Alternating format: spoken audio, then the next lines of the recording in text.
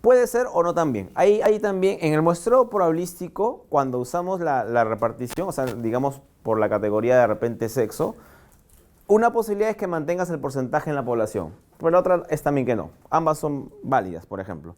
Pero mira, ¿no?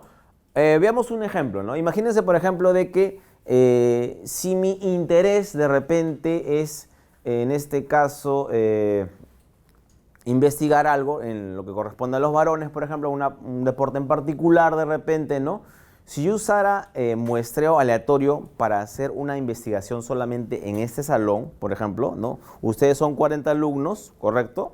Y voy a tomar de repente una muestra solamente de 8 alumnos, como un ejemplo nada más, ¿correcto? Entonces, si me interesa a mí investigar sobre la práctica de un deporte que practican solamente los varones en este caso, ¿no? Si uso muestreo aleatorio simple, hay la probabilidad de que pueda de repente en esa muestra tener también mujeres, ¿correcto? Y de repente, en este caso, al tener en mi muestra mujeres, no va a ser útil para mi investigación, ¿correcto? Entonces, o de repente un grupo particular o que tenga una cierta característica. Entonces, la ventaja en este caso de tener una muestra estratificada a través de un muestreo estratificado es que de alguna manera yo puedo garantizar de que en mi muestra, ¿correcto?, de estudio, yo voy a también poder considerar, ¿no?, algún porcentaje que también ocurre en la población.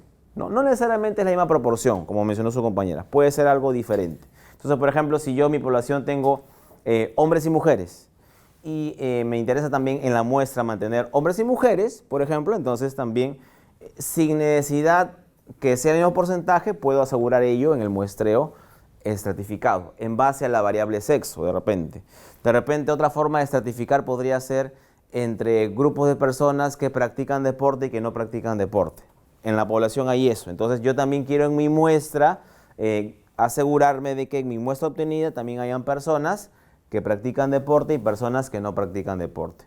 Es una ventaja. Entonces, el muestreo estratificado, la ventaja que tiene sobre el aleatorio es que me permite asegurar que en la muestra de estudio yo pueda tener también una representatividad como la tenía en la población, según una variable determinada, ¿correcto? La variable puede ser, por ejemplo, sexo, la variable puede ser si practican o no deporte relacionado con ello. Básicamente es eso. En el muestreo aleatorio simple, básicamente es una elección al azar.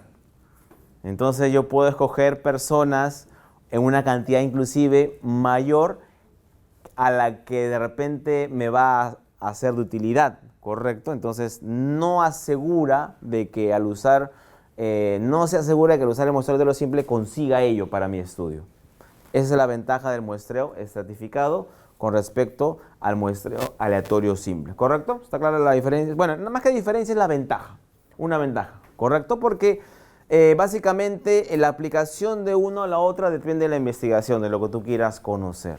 Bien, pregunta 5, ¿no? ¿Cuál es la diferencia entre una muestra estratificada y una muestra por conglomerados?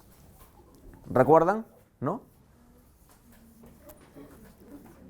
En la estratificada, de hecho, que hay una variable que determina que en la muestra también tú mantengas de repente esa división.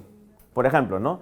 Si en tu población tienes de repente personas que, digamos, consumen Coca-Cola, otras Pepsi, otras Sprite, si tú quieres mantener en la muestra también personas que consuman también cualquiera de las tres gaseosas, entonces, bueno, allí será la aplicación del muestreo estratificado. La división, correcto, de la población se está dando en función a la variable, en este caso la preferencia por determinada gaseosa.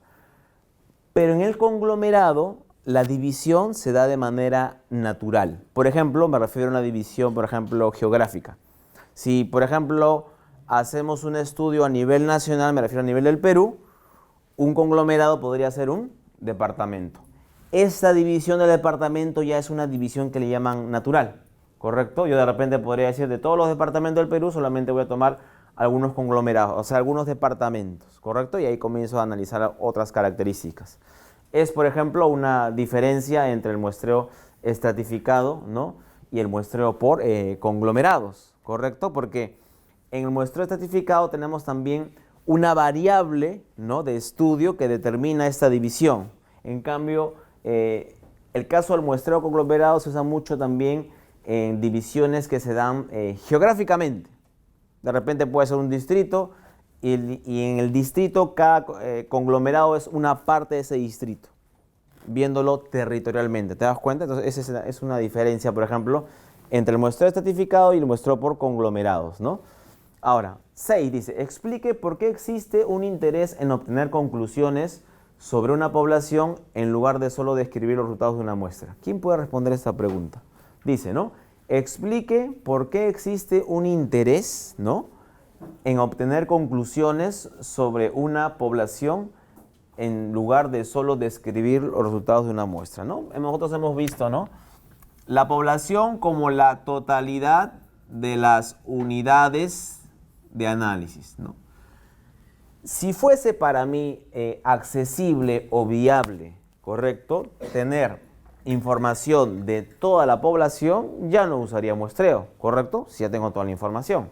Pero vemos que eso no siempre es fácil, por eso aplicamos muestreo para tener una muestra que represente a esa población. Entonces, repito, la población como conjunto de todas las unidades de análisis. Entonces, tú tomas una muestra, ¿no? Una muestra, ¿correcto? Usando el muestreo, tomas una muestra que de alguna manera explique lo que ocurre en la población. Pero acá dice, explique por qué existe un interés, ¿no?, en obtener conclusiones sobre una población en lugar de solo describir los resultados de una muestra. ¿Cuál sería la razón? ¿Cuál creen ustedes que sería la razón? O sea, ¿por qué mi interés siempre es explicar a partir de una muestra la población y no solamente explicar la muestra? ¿Cuál sería una respuesta que ustedes podrían dar a eso? Posiblemente para dar a ver que hay un problema y que, o sea, como presentar una problemática. Ya. Después de la investigación. Ya. Si la muestra de estudio de repente evidencia que hay algún problema, claro, o alguna situación, entonces, ya, desde ese punto de vista yo podría decir, claro, significaría que en la población existe también eso, ¿correcto? ¿En qué medida o no? Eso habría que ya estudiarlo más cuando yo identifique qué tanto la muestra es representativa. Pero está bien, ¿no? O sea, si tú tomas una muestra y en esa... Es como, por ejemplo, ¿no? Estudias de repente una población, un ejemplo, ¿no? De repente en nuestra población tenemos, por ejemplo, con tamaño 1000 estudiantes, ¿correcto? Entonces, yo tomo una muestra, ¿correcto? ¿No? Y en esa muestra de repente el tamaño, por ejemplo, es, vamos a ponerle acá un ejemplo, 122 estudiantes. Como ejemplo, ya está. Entonces, de repente en esa muestra, ¿no?, el porcentaje de alumnos en